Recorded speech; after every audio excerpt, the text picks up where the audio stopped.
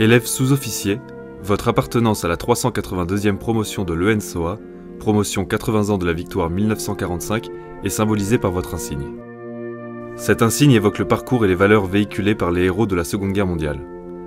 Sa forme est celle typique de l'insigne de votre école, l'École nationale des sous-officiers d'active. Le fond est aux couleurs de la médaille commémorative 39-45 que tous les combattants de cette guerre ont reçue.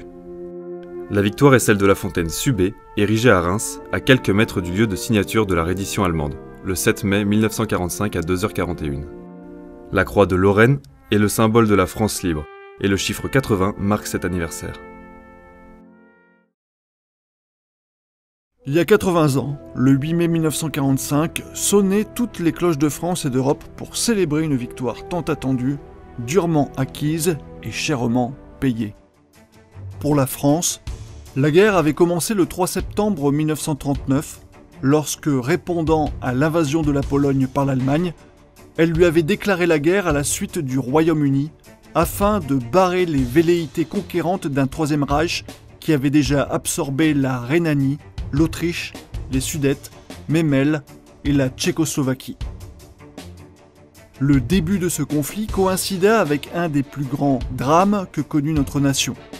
la voyant militairement balayée en 6 semaines d'une campagne initiée par la Wehrmacht le 10 mai 1940. Humiliée par la défaite, par un armistice qui s'apparentait à une capitulation,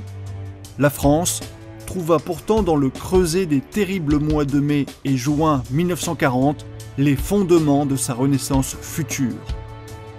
65 000 morts militaires et 22 000 civils qui sauvèrent l'honneur de la France à Stone, Gembloux, Lille,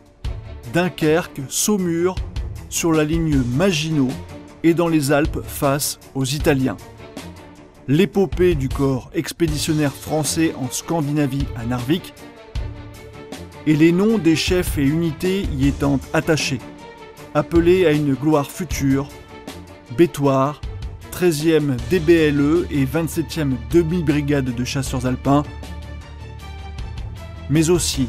l'émergence des futurs chefs militaires de la Libération, Giraud, Delattre, Join ou Billotte. S'ils furent peu nombreux à relever le drapeau, suite à l'appel du général de Gaulle du 18 juin 1940, ceux que l'on appela les Français libres portèrent haut les couleurs de la France,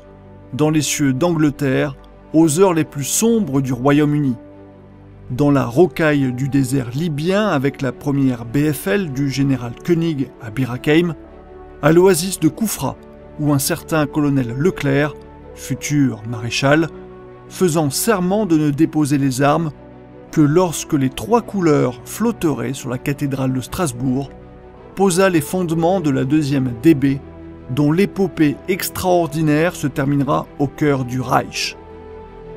S'illustrant dans ses campagnes, les RMT, 13e DBLE, 2e RIMA, 3e RAMA, 1er SPAI et 501e RCC se virent décerner la croix de la Libération et le droit au port de la fourragère à ses couleurs. Il y eut ceux de la résistance intérieure, les FFI. Plus de 260 000 seront dénombrés, dont l'apport fit dire à Eisenhower qu'il équivalait à celui de 15 divisions, contribuant grandement à la libération du territoire national en 1944-1945 au prix de 13 700 des leurs. Ne peuvent être oubliés les 37 000 morts en captivité et 32 500 Alsaciens et Mosellans, malgré nous, qui laissèrent leur vie sous l'uniforme ennemi, pas plus que les 250 000 civils victimes des combats comme des bombardements ou de déportations. L'armée française de libération, issue de l'amalgame des Français libres et de l'armée d'Afrique, prit une part capitale à la victoire des Alliés. En Tunisie en 1943, en Italie en 1944, où le corps expéditionnaire français, perçant sur le Garigliano, ouvrit la route de Rome. En Provence, en Alsace et en Allemagne, où la première armée française du général Delattre, en 8 mois et 23 jours, fit 300 000 prisonniers, parcourut 1500 km de la Méditerranée à l'Autriche, s'empara de Toulon et Marseille, avec un mois d'avance sur les plans alliés, libéra le tiers du territoire français, envahit 80 000 km² de l'Allemagne avec les prises, après de durs combats, de Karlsruhe, Freudenstadt, Fribourg, Sigmaringen, Constance, Ulm, Saint-Anton, et anéantit les 19e et 24e armées allemandes, tandis que la 2e DB perçait jusqu'au nid d'Aigle, symbole de l'orgueil du Troisième Reich. Pourtant, le sacrifice de 485 000 Français eût été inutile. La libération de la France et la victoire finale impossible, sans le courage et l'abnégation de millions de soldats américains, britanniques, issus du Commonwealth, ou encore polonais qui brisèrent en 11 mois la forteresse Europe voulue par l'Allemagne et, de la Normandie au cœur du Reich, mirent fin à la domination nazie sur l'Europe occidentale. Leur propre victoire ne se serait jamais produite sans le titanesque sacrifice de 26 millions de soldats et citoyens soviétiques, qu'ils fussent russes, ukrainiens, baltes ou caucasiens,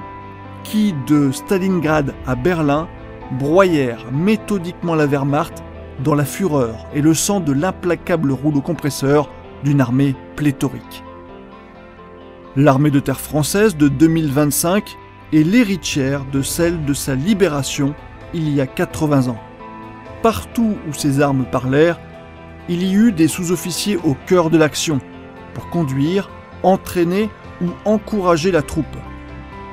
Beaucoup, montrant une abnégation sans faille, firent le sacrifice suprême de leur vie, à l'image de l'adjudant-chef Gilbert en 1940 ou de l'adjudant Caron lors de la libération de Paris. L'ordre mondial, tel qu'il a résulté de la victoire de 1945, n'a rien d'immuable et les défis que les sous-officiers d'aujourd'hui auront à relever seront sans doute à la hauteur de ceux d'hier.